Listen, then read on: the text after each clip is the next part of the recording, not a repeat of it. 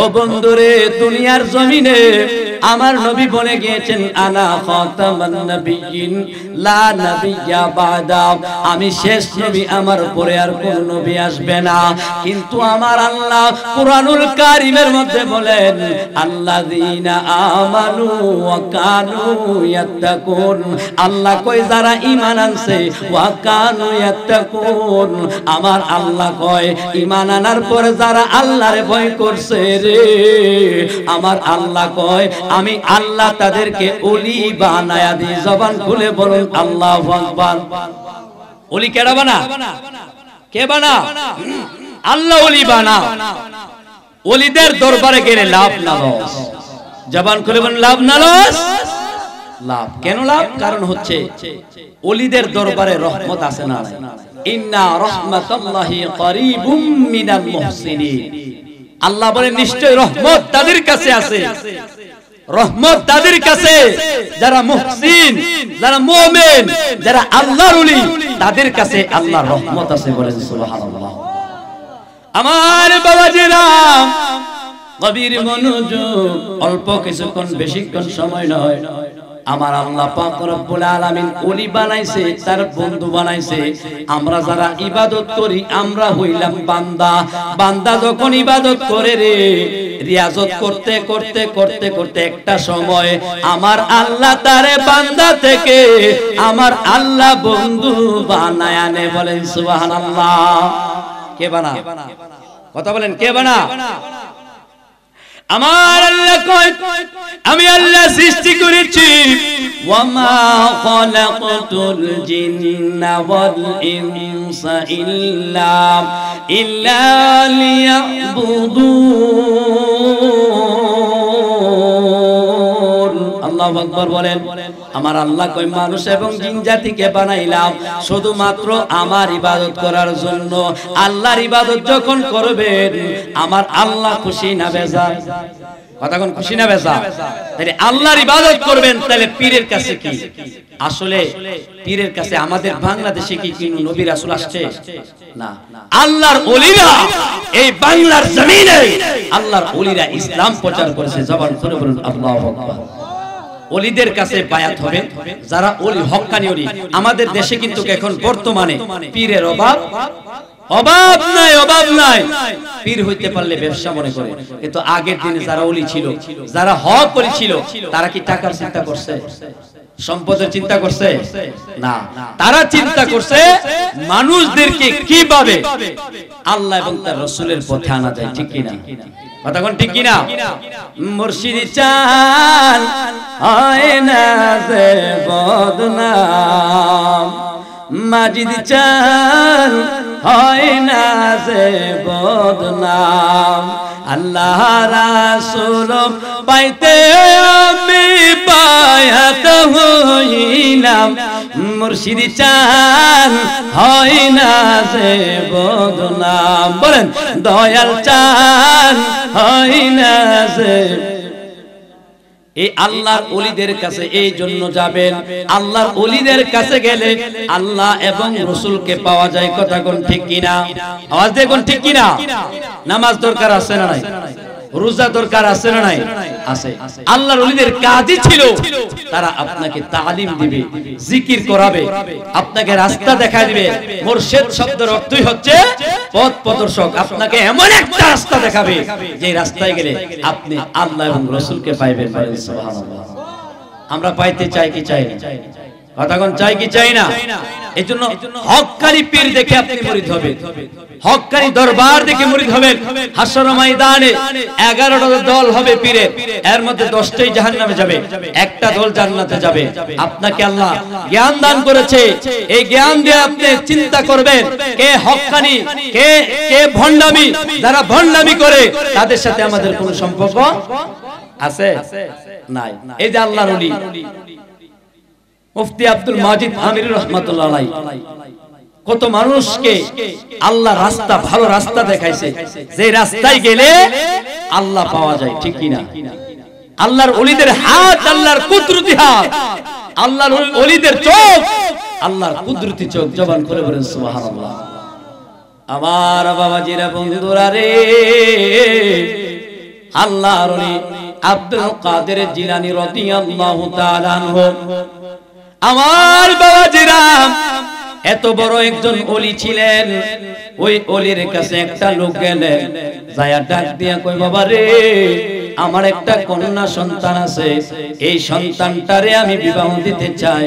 এই কন্যা সন্তানটারে যে আমি বিবাহ দিতে চাই, আমার কন্যা সন্তানের জন্য একটা ভালো জামাই লাগবে, ভালো একটা ছেলে লাগবে। কি লাগবে? ভালো একটা ছেলে লাগবে। ভালো দরকার আছে না নাই? কথা কোন আছে না নাই? আছে। ইবাদত করা লাগবে, মানে 5 ওয়াক্ত নামাজ। নামাজ কে পড়তে বলছে? কথা কোন কে বলতে বলছে? এবার আল্লাহরে প্রশ্ন করি, আল্লাহ, ও আল্লাহ, নামাজ পড়লে আমাদেরকে কি দিবেন? আমার আল্লাহ পাক রব্বুল আলামিন বলেন, ফাদখুলি ফি ইবাদি ওয়াদখুলি জান্নাতি। আমি আল্লাহ তোমাদেরকে জান্নাত দিব। বলেন সুবহানাল্লাহ। কি দিব? জান্নাত দিবে। আল্লাহ জান্নাত দিবে। আল্লাহ তো আমাদের জন্য 8টা জান্নাত রাখছে। কয়টা? কথা কোন কয়টা? আমার আল্লাহ কয়, এই 8টা জান্নাত দিয়া 8 শ্রেণীর লোক জান্নাতে প্রবেশ করবে। এই 8 শ্রেণীর লোক যে জান্নাতে প্রবেশ করবে, আমার আল্লাহ পাক রব্বুল আলামিন বলেন, যাদের ভিতরে প্রত্যেকটা কাজের মধ্যে আল্লাহর ভয় ছিল, আমার আল্লাহ বলেন, ওয়ালিমা খাফা মাকামা রাব্বিহি জান্নাতান। আমার আল্লাহ কয়, আমারে ভয় করার কারণে আমি আল্লাহ পাক রব্বুল আলামিন আরো 2টা জান্নাত তারে দান করব। বলেন সুবহানাল্লাহ। আমরা জান্নাতে যেতে চাই কি চাই না? কথা কোন চাই কি চাই না? আমরা কবরে নবী চাই কি চাই না? এখন আমরা এই বাতুরি আমিরা দরবারে আছি, আমরা কি চিরদিন এখানে থাকবো? থাকবো? ডাইনে বামে মাটি আমার মাটির বিছানা, ডাইনে বামে মাটি আমার মাটির বিছানা। আমি চলে গেলে আমায় তোরা ভুইলা যাইও না, আমি চলে গেলে আমায় তোরা ভুইলা যাইও না। ডাইনে বামে মাটি আমার মাটির বিছানা, ডাইনে বামে মাটি আমার। 4 জনে 4 কাঁধে করে নিবে কবরে, 3 জন আমায় কোলে করে রাখবে আধার গড়ে। 4 জনে 4 কাঁধে করে নিবে কবরে, 3 জন আমায় কোলে করে রাখবে আধার গড়ে। হায় হায় ওই কবরে আপন বলতে কাউরে পাইবা না, হায় হায় ওই কবরে আপন বলতে কাউরে পাইবা না। ডাইনে বামে মাটি আমার মাটির বিছানা, ডাইনে বামে মাটি আমার।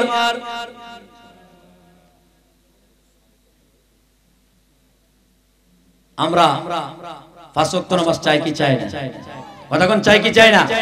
5 ওয়াক্ত নামাজে কিন্তু আল্লাহ 5টা পুরস্কার দিবে। কয়টা? কথা কোন কয়টা? 5টা। এই 5টা পুরস্কার আমাদের দরকার আছে না নাই? কথা কোন আছে না নাই? আপনি যদি এই 5 ওয়াক্ত নামাজে 5টা পুরস্কার পাইতে চান, একটা পুরস্কার হলো যখন আপনার মৃত্যুর সময় আসবে, আজরাইল যখন চলে আসবে, আজরাইল যখন সামনে খাড়া হয়ে যাবে, আপনার রক্ত চলাচল বন্ধ হয়ে যাবে, আপনার শরীরের রগগুলা ছিঁড়ে যাবে, হাড্ডি জোড়াগুলা খুলে যাবে। ওই কঠিন ময়দানে আপনি যে 5 ওয়াক্ত নামাজ পড়ছেন, এর জন্য প্রথম পুরস্কার হলো আল্লাহ পাক রব্বুল আলামিন আপনার মৃত্যুটাকে সহজ করে দিবেন। বলেন সুবহানাল্লাহ। কি করে দিবেন? মৃত্যুটা কি করে দিবেন? সহজ করে দিবেন। এই হলো একটা পুরস্কার। 2 নম্বরে, আপনি যখন মৃত্যুবরণ করার পর কবরে যাবেন, সবাই কবরে রেখে চলে যাবে, ঠিক কিনা বলেন? সবাই কবরে রেখে চলে যাবে। যখন সন্তানগুলি কুলে করে লাশটারে কবরে শোয়া দেয়, তখন কিন্তু মনে করে, ওই রূহটা মনে করে সন্তানগুলি আমার আপন, সবাই চলে গেল, আমার আপন মানুষগুলা যাবে না। কিন্তু যখন কবর থেকে একজন একজন করে উঠে যায়, রূহটা চিৎকার মেরে কান্দে আর বলে, আল্লাহ, মনে করেছিলাম আমার সন্তানগুলি বুঝি আমার আপন, ও আল্লাহ না, আমার সন্তানগুলি তো আমার আপন না। আজকে বুঝা গেল আল্লাহ নবী ছাড়া ওই কবরে আপন কেউ। ওমান দিনুকা, তোমার দিন কি? আমরা বলবো ইসলাম। এরপরে বলা হবে মান হাজার রাসূলু আল্লাযী বুয়ুসাফিকু, আল্লাহর নবীকে দেখানো হবে কবরের মধ্যে, এই লোকটাকে তোমরা চেনো। জবান খুলে বলেন সুবহানাল্লাহ। অনেক মানুষ কিন্তু মনে করে, অনেক মানুষ মনে করে নবী মারা গেছে, নবী পচে গেলে ছাই হয়ে গেছে। নাউজুবিল্লাহ বলেন। এখনো নবী রওজা মুবারকে জিন্দা না মরা? কথা কোন জিন্দা না মরা? নবী এখনো রওজা মুবারকে জিন্দা। এখনো রওজা মুবারক থেকে আমার নবী এখনো কাঁদতেছেন, ইয়া রাব্বি হাবলি উম্মতি, আল্লাহ তুমি আমার গুনাহগার উম্মতদেরকে ক্ষমা করে দাও। বলেন সুবহানাল্লাহ। আমার বাবাজিরা, আপনাকে কবরে রাখা হবে। তিনটা প্রশ্ন করার পর যখন তিনটা প্রশ্ন পারবেন ঘুমায়া যাবেন। যখন তিনটা পারবেন না কবরে আযাব শুরু হয়ে যাবে। আপনি যদি 5 ওয়াক্ত নামাজ পড়েন, আল্লাহর নবী সাল্লাল্লাহু আলাইহি সাল্লাম বলেন এই 5 ওয়াক্ত নামাজ পড়ার কারণে আপনার কবরের প্রশ্নগুলি সহজ করে দেওয়া হবে। প্রশ্ন করার সাথে সাথে উত্তর দিতে পারবেন। আর যখন উত্তর দিতে পারবেন, আল্লাহ রাসূল সাল্লাল্লাহু আলাইহি সাল্লাম বলেন আপনি কবরের মধ্যে ঘুমায়া যাবেন। আমার আল্লাহ বলেন কুল্লু মান আলাইহা ফান, এমন একটা সময় আসবে ইসরাফিল সিংহায় ফু দিবে, ওই ফু দেওয়ার সাথে সাথে আসমান ভেঙে জমিনে লেগে যাবে, জমিনটা আসমানে লেগে যাবে। ওই কঠিন ময়দানে কিয়ামত যখন হয়ে যাবে, ওই কিয়ামতের পরে আল্লাহর ফেরেশতারা আপনি যে কোটি কোটি বছর আগে ঘুমায়া গেছেন আপনার ডাক দিবে, ও আল্লাহর বান্দা আর কতকাল ঘুমাও, আর কতকাল ঘুমাও, ওঠো আর ঘুমায়ো না। আপনি ঘুম ভাঙা গেছে উঠা বলবেন মাত্র ঘুমাইলাম, কেন তুমি ডাক দিছো? কোন সুবহানাল্লাহ। কিন্তু ঘুমাইছে কোটি বছর, ঘুমাইছে কি কথা কোন ঘুমাইছে কি? কিন্তু তার যখন ডাক দিবে বলবো আমি তো মাত্র ঘুমাইলাম, আমি তো মাত্র ঘুমাইলাম, কেন ডাক দিলা? কই ডাক দিয়েছি? শুধুমাত্র তোমার এই মুহূর্তে ওইটা যাও, আল্লাহ বিচারের কার্যক্রম শুরু করে দিবে। মানুষ দাঁড়ায় থাকবে আসরের ময়দানে, ওই কঠিন ময়দানে সূর্য দেওয়া হবে মানুষের আধা হাত উপরে। এখন ওই সূর্যের তাপে মানুষের মাথার মগজগুলা গলতে গলতে কানের ছিদ্র দিয়া বের হবে, নাকের ছিদ্র দিয়া বের হবে, মুখের ছিদ্র দিয়া বের হবে। নাই নাই কেউ নাই বাঁচানোর জন্য। আমার নবী সারাম ওই কবরে, ওই হাসরে, ওই ফুলসিরাতে কেউ বাঁচাইতে পারবে না। বলেন সুবহানাল্লাহ। কথা বলেন ঠিক কি না? আমার বাবাজিরা, হাসরের ময়দানে ফুলসিরাতের পুল পার হইতে হবে। যখন আপনি ফুলসিরাতের পুল পার হইতে যাবেন, চুলের মতন চিকন, চুলের মতন চিকন দাঁড়ালো, ছুরির মতন ধার, এই পুলসিরাতের পুল পার হইতে হবে। যখন পুলসিরাতের পুল পার হইতে যাবেন, ওই পুলসিরাতের পুলের নিচে আগুনটা 1000 বছর তাপ দেওয়ার পরে ওই আগুনটা কালো বর্ণ হয়েছে, আবার 1000 বছর তাপ দেওয়ার পরে ওই আগুনটা সাদা বর্ণ হবে, আবার 1000 বছর তাপ দেওয়ার কারণে ওই আগুনটা লাল হয়ে যাবে।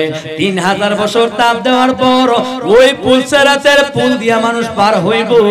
যদি আপনি 5 ওয়াক্ত নামাজ পড়েন, আপনার ডান পাটা পুলসিরাতের পুলে রাখার সাথে সাথে একটা সেকেন্ডও দেরি হবে না, আপনি পুলসিরাতের পুল পার হয়ে যাবেন। বলেন আল্লাহু আকবার।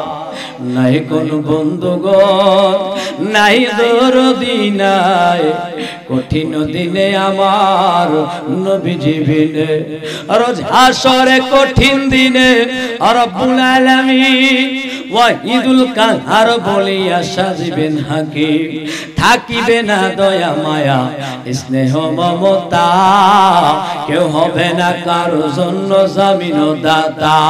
হায় হায় হাহাকার পয়রা যাবে ধনী, পিপাসায় পাটি বেসাতি মগজ গলে পানি, কান্দিতে থাকিবে সেদিন আদমের আওলাদ, কান্দিয়া জানাইবে তারা তাদের ফরিয়াদ। দুনিয়াত এই মানুষগুলা চিল্লাইতে থাকবে ইয়া নাফসি বলতে বলতে আদম নবীর কাছে যাবে আদম নবী বলবে লাস্তুলাহা আমি পারবো না রে কেন পারবেন না আদম নবী কয় আমার আল্লাহ বলেছেন ওয়ালা তাকরাবা হাযিহি শাজারা এ আদম জান্নাতে থাকো গন্ধম ফলের গাছের কাছে যাইও না কিন্তু শয়তানের দোকায় পড়ে আমি গন্ধম ফল খায়া ফেলছি এইজন্য আল্লাহ পাক রব্বুল আলামিন আমারে জান্নাত থেকে বের করে দিয়েছেন দুনিয়ার জমিনে 350 বছর কাছে আবার আমার নবীর নাম নেওয়ার কারণে 350 বছর পর আমার আল্লাহ ক্ষমা করেছে বলেন আল্লাহু আকবার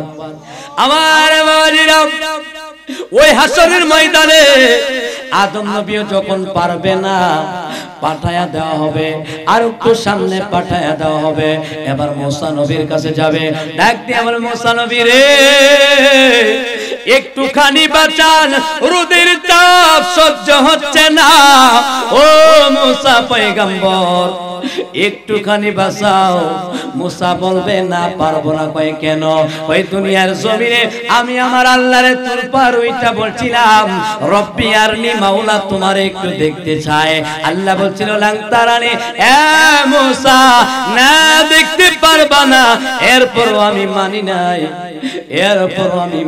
দেখতে চাইছিলাম যখন সুই পরিমাণ গর্ত দিয়া আল্লাহরে দেখার জন্য নজর করলাম আমার আল্লাহ পাক রব্বুল আলামিন বলেন নজর করার সাথে সাথে ওই তোর পাহাড়টা জ্বলে পুড়ে ছারখার হয়ে গেছে 8 দিন পর্যন্ত মুসা নবী বেহুশ অবস্থায় পড়েছিল জবান খুলে পড়ুন আল্লাহু আকবার আমার বাবাজিরা এরপরে একটু সামনে যাবেন আর একটু সামনে যাওয়ার পরে দেখবেন আরেকজন নবী আছে এইভাবে যাইতে যাইতে যাইতে যাইতে ঈসা পয়গম্বর পর্যন্ত পৌঁছায়া যাবে ঈসা পয়গম্বর বলবে লাস্তুলাহা না আমি পারবো না কয় কেন কয় আমি ঈসা পয়গম্বরকে আমার আল্লাহ এই দুনিয়ার জমিনে আমার আল্লাহ পাক রব্বুল আলামিন আমি ঈসা পয়গম্বরকে পাঠাইছে বাবা সারা কি সারা কথা কোন কি সারা ঈসা পয়গম্বরের কিন্তু মা ছিল বাবা ছিল কথা কোন বাবা ছিল কয় আমারে যখন পাঠাইছে আমার কোন বাবা ছিল না আমারে যখন পাঠায় দিছে মানুষ আমারে আল্লাহর পুত্র কইছে আল্লাহ যদি আজকে যদি তোমাদের সুপারিশ নিয়া আমার আল্লাহর দরবারে যায় রে আল্লাহ যদি কয় এ ঈসা পয়গম্বর এই দুনিয়ার জমিনে তোমারে কত মানুষ আল্লাহর পুত্র বলেছেন হে ঈসা পয়গম্বর তুমি তার কি ব্যবস্থা নিনা না পারবো না মানুষ হতাশ হয়ে যাবে বলবে কেউ পারে না ঈসা পয়গম্বর বলবেন না পারবে পারার মতন এমন একজন আছে কয় কে কয় এমন একজন আছে রে সামনে যায় দেখবা মাকামে মাহমুদের মধ্যে এমন একজন নবী সিজদা দিয়া কাঁদতেছে মাকামে মাহমুদের সিজদা দিয়া নিজের বাবার জন্য কাঁদবে না রে নিজের মার জন্য কাঁদবে না ভাইয়ের জন্য বোনের জন্য কাঁদবে না ওই হাসরের ময়দানে কাঁদবে ইয়া রব্বি হাবলি উম্মতি মদিনা যাইতে পারলাম না মদিনা দেখিতে পারলাম না বলেন মদিনা যাইতে পারলাম না মদিনা দেখিতে পার আমি অসহায় তাই এতই দূরে রই আমি অসহায় তাই এতই দূরে রই শুধু সালাম মদিনা যাইতে পারলাম না মদিনা দেখিতে পারলাম না আল্লাহ পাক রব্বুল আলামিন এই দরবারের মাহফিলকে কবুল করুক আমাদের আব্বা আম্মা দাদা দাদি নানা নানি যারা কবরে আছে আল্লাহ পাক রব্বুল আলামিন কবরগুলিকে জান্নাতের বাগান বানায় দেখ আমরা সবাই বলি আমিন জবান খুলে বলুন আমিন ওয়া আখির দাওয়ানা আলহামদুলিল্লাহি রাব্বিল আলামিন আসসালামু আলাইকুম ওয়া রাহমাতুল্লাহি ওয়া বারাকাতুহু